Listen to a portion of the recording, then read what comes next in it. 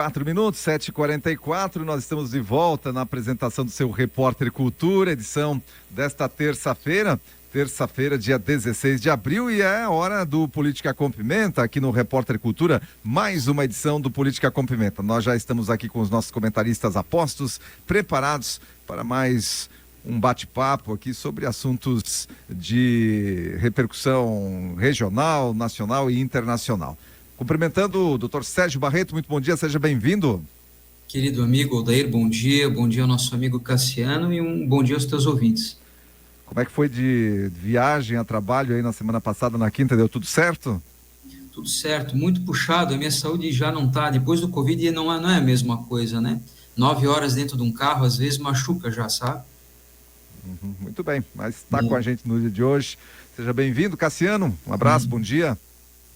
Bom dia, Odair, bom dia, Dr. Sérgio, e bom dia novamente a todos os ouvintes da Rádio Cultura. Muito bem, vamos lá. Do dia de hoje aqui é assunto da nossa enquete, inclusive, e está repercutindo, claro, o chamado Abril Vermelho, em que o MST fala aí com orgulho das mais de 20 invasões que eles estão promovendo já só no mês de abril. E aí está levantando aí a ação, né? A possibilidade de ação do Congresso Nacional, a CCJ da Câmara querendo pautar projetos contra o MST, eles invadindo terras ali em São Paulo, cometendo crime ambiental, a polícia de choque sendo acionada ali em Campinas, inclusive utilizando gás de efeito moral ali na cidade de Campinas para dispersar esses manifestantes ou invasores e fazer com que eles não invadissem uma propriedade por lá. Enfim, eu quero uma repercussão a respeito disso. Hoje eu vou começar com o Cassiano para falar a respeito dessa situação. Depois eu quero até um parecer até jurídico ali, do ponto de vista jurídico também, do Dr. Sérgio Barreto. Bem, Odair, o MST, né, não é de hoje que eles realizam essas badernas, né? Esses movimentos de badernas e motins nas propriedades rurais aí Brasil afora. Já é um movimento político, né? Conhecido já há muito tempo, sempre ligado, né? Sempre com um vínculo muito forte com os partidos de esquerda, né? Especialmente o PT e os partidos aliados aí do presidente Lula. E assim, a luta, né, a chamada luta pela reforma agrária ali, tão defendida e tão difundida ali pelo movimento, ela é muito antiga, há muito tempo se fala nisso, mas o que se vê na prática, na realidade, é um objeto absolutamente diferente, né? Você vê que pessoas que, se de fato estivessem lutando por um pedaço de terra ou por uma fração de área rural para plantar, para cultivar, para criar algumas cabeças de gado e, de fato, trazer a subsistência da sua própria família, né? Que a agricultura de subsistência que ocorre e ainda existe em alguns cantos do Brasil, se de fato esse fosse o objetivo, esse movimento não seria tão utilizado para fins totalmente políticos, né? E o que a gente percebe é isso, em momentos em que a oposição à esquerda governa o país, como, por exemplo, durante o regime, o governo, né, o governo ali do ex-presidente Jair Bolsonaro, no início, no primeiro e segundo ano, eles tentaram fazer diversas badernas, diversas invasões de terras e sempre pleiteando e sempre defendendo, né, em nome aí da reforma agrária, do espaço, da permissão, do direito ao plantio e ao cultivo na terra. Só que, na verdade, eles faziam isso como forma de desestabilizar um governo que era do lado da oposição.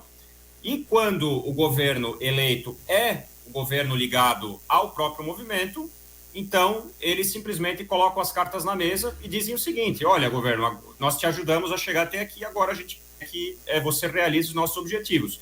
Mas eles não querem só uma reforma agrária.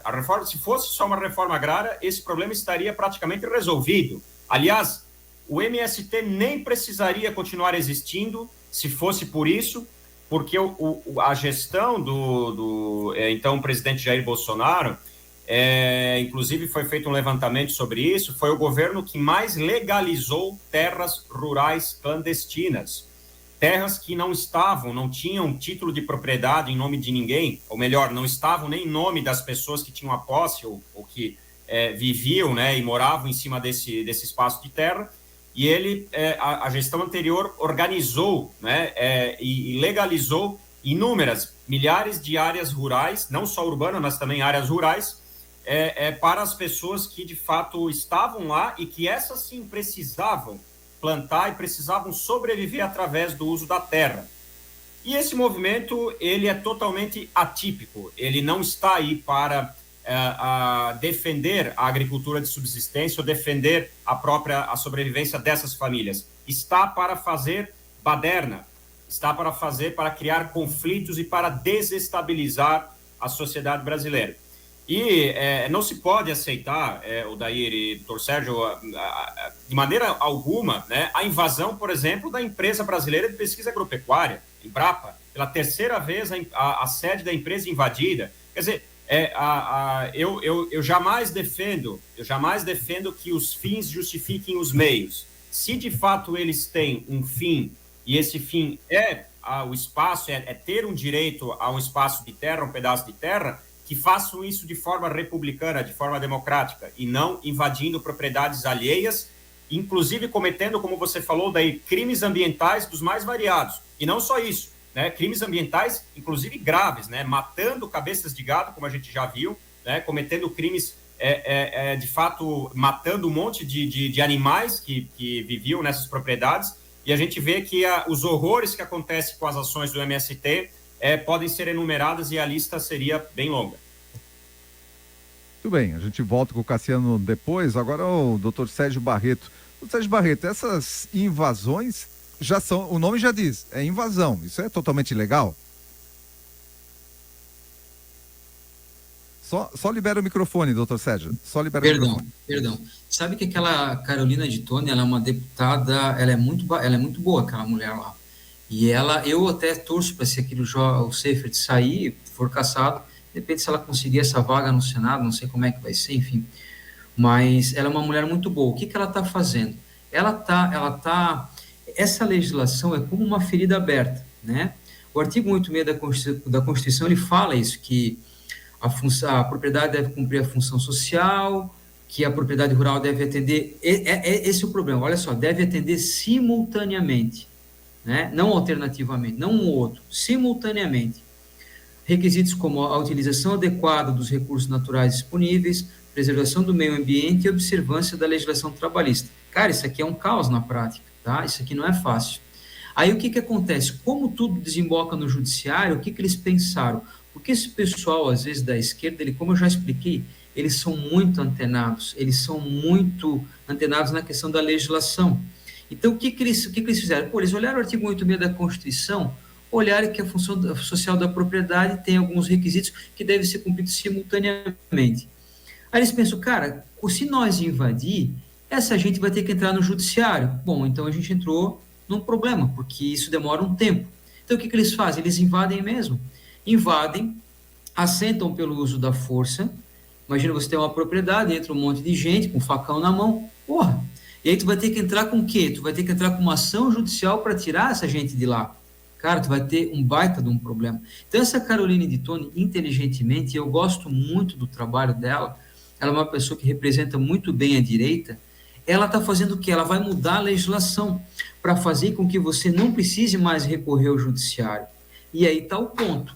Então, mudando a legislação, eu não tenho dúvidas que as pessoas, um delegado de polícia, uma autoridade policial, da polícia militar, eles querem intervir. Só que o problema é que a legislação atualmente ela não permite, isso vai gerar conflito. E lá na justiça, o que o juiz faz? O juiz, quando ele passa num concurso, ele estuda a lei, ele estuda a legislação. Estava vendo aquela, eu não sei o primeiro nome dela, mas a Hart, aquela juíza federal que assumiu no lugar do Sérgio Moro. Pô, essa mulher está respondendo o processo na corregedoria, essa mulher... Cara, a vida de juiz não é fácil assim, porque o juiz tem um poder, tem, relativo. Ele tem que dizer o porquê do sim, o porquê do não, e ele tem que fundamentar. Então, é um poder, não é um poder bem relativo. Pô, eu vou te dar o que tu está pedindo, mas eu vou ter que fundamentar. Eu vou negar o que tu está pedindo, eu não quero dar o que tu... mas eu vou ter que fundamentar. Cada passo que o juiz dá, ele tem que fundamentar. E esses grupos sem terra, sabendo disso, o que eles fazem? eles adentram com o uso da força, todo mundo sabe que eles são usados por partidos de esquerda. Eu acho até, eu não sei, se eles estão sendo até bem aceitos aos olhos do governo, porque o PT é um partido tão estranho, que ele é esquerda, às vezes ele é extrema esquerda, às vezes ele é um partido que é a conveniência deles, na verdade. Mas o que eu acho é que mudando a legislação, a tendência é que dê certo. E quem está encabeçando isso, inteligentemente, é aquela deputada Carolina Toni, que, na minha opinião, eu acho uma... Olha, eu não votei nela na última eleição, mas eu pretendo votar, porque ela se mostra uma liderança da direita, mas ela é uma pessoa assim, coerente, ela entende de legislação, ela vai atrás, é uma pessoa que está mostrando um grande trabalho. Então, mudando a lei, muda toda a história. Esse pessoal não vai mais ter condição de existir. Bem, o Cassiano, essa situação aí do movimento, agora o Barreto levantou uma situação importante que eu gostaria também que vocês se manifestassem a respeito. Na tua opinião, qual é o motivo de, nesse governo especialmente, o movimento ter ganho mais força, tá acontecendo mais invasões? Existe uma certa leniência do governo com essas invasões? Enfim, aqui você debita esse aumento das invasões no governo Lula? Não, sem dúvidas, Odair, existe uma leniência, meio que, mesmo que implícita, do atual governo para o aumento das invasões de terra. Primeiro que esse grupo sempre foi apoiador dos partidos de esquerda, né, como o Sérgio falou, especialmente do presidente Lula e da sua turma. Eles sempre apoiaram, né, publicamente, e existe essa ligação quase que umbilical entre ambos os grupos. Então, a leniência e o fato de forma preditiva, né, o grupo MST saber que o atual governo não vai fazer absolutamente nada que estiver ao seu alcance para impedi-los, ou pelo menos, enquanto eles anunciam o abril vermelho, ninguém falou nada, então eu vou lá, vou realizar as invasões, e eles vão medindo a temperatura até o momento que o governo talvez precisar fazer alguma coisa por uma pressão muito grande da sociedade. Porque vai chegar um momento que o governo vai precisar tomar alguma atitude, ou ele, ou o Ministério da Justiça, vai precisar tomar alguma atitude.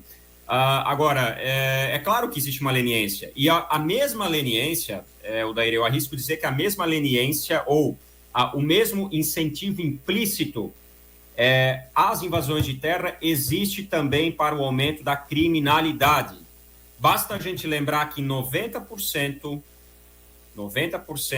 dos presidiários, de quem cometeu o crime, portanto, na grande maioria dos casos, dentro das cadeias, votou no atual presidente. E não preciso dizer, inclusive, que houve até lançamento de rojões, né, em comemoração à eleição do atual presidente. Por quê? Porque o outro candidato, ou então candidato Jair Bolsonaro, representava o contrário, ele representava a promoção da ordem, a promoção da disciplina, da organização social. E o atual presidente não, ele sempre deixou muito claro que ele adora, né, ajudar as pessoas que estão do lado da ilegalidade, que optam, que escolhem estar do lado da ilegalidade e cometer crimes. Então, é claro que existe a leniência, total, a influência ela é muito grande. Quem está no poder, e quem está no poder eu sei que se vai me deixar, se vai me dar espaço para mim cometer crimes, por exemplo, invasões de terras, ou se vai me proibir de fazer isso, se vai fechar o cerco. O governo anterior fechava o cerco, o atual governo abre totalmente esse espaço para eles. E esse projeto que a CCJ está analisando, como o doutor Sérgio falou, extremamente importante, extremamente importante. A Carol Detoni, de fato, ela é uma deputada muito competente, conhecedora da legislação e também conhecedora da realidade do agro, porque ela vem da região ali próxima de Chapecó, ela é da região oeste de Santa Catarina, que é uma região predominantemente agrícola, né? Agropecuária. Então, a parte forte da atividade agrícola de Santa Catarina está no oeste catarinense. Então, ela, talvez melhor do que ninguém, conhece a realidade dos fazendeiros, dos proprietários de terras rurais, e sabe a aflição deles toda vez que o MST anuncia um movimento ilegal, como vocês bem falaram, um movimento ilegal de invasão de terras. E eu arrisco mais. Deveria ser debatido também um projeto para classificar esse movimento como um movimento terrorista, porque é o que na prática eles são. Eles aterrorizam as pessoas de família que estão trabalhando, que têm o direito de propriedade sobre suas terras para sobreviver. Tudo bem, agora eu quero falar com o Barreto. Barreto, de acordo com a sua fala anterior, a atuação da Polícia Militar, inclusive batalhão de choque ali em Campinas, dispersando esses invasores com bombas de efeito moral, de fato não é uma ação que segue o rito legal, então?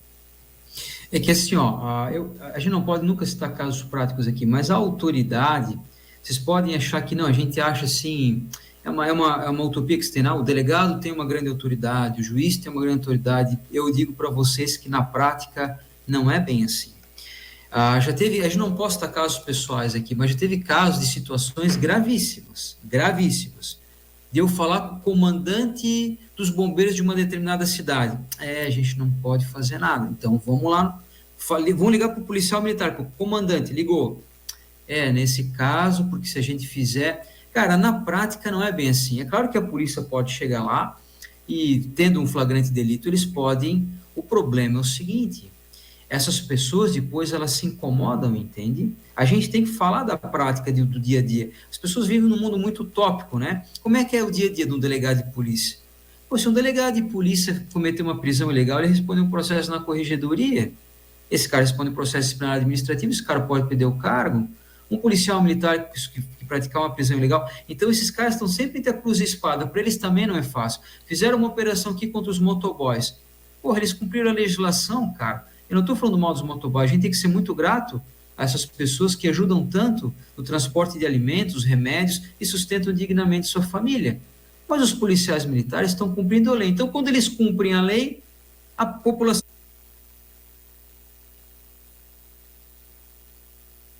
uma situação difícil para essa gente, Odair.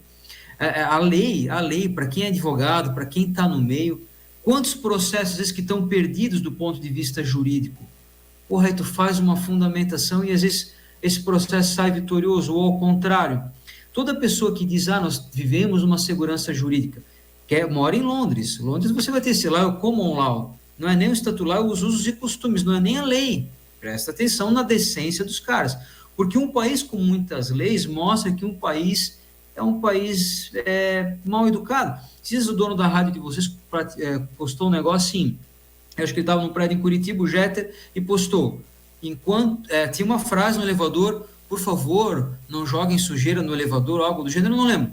Daí ele postou assim, olha, enquanto as pessoas postarem esse tipo de frase, eu estou desacreditado da humanidade, e é uma verdade, é uma cultura geral. Nós não estamos num país educado, e a gente tem ciência disso.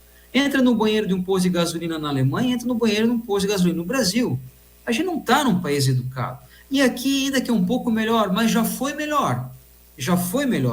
Não quero aqui criticar ninguém, pelo amor de Deus, esses políticos levam tudo para o lado pessoal. Estou andando na cidade, a cidade de Timbó não está tão bonita assim.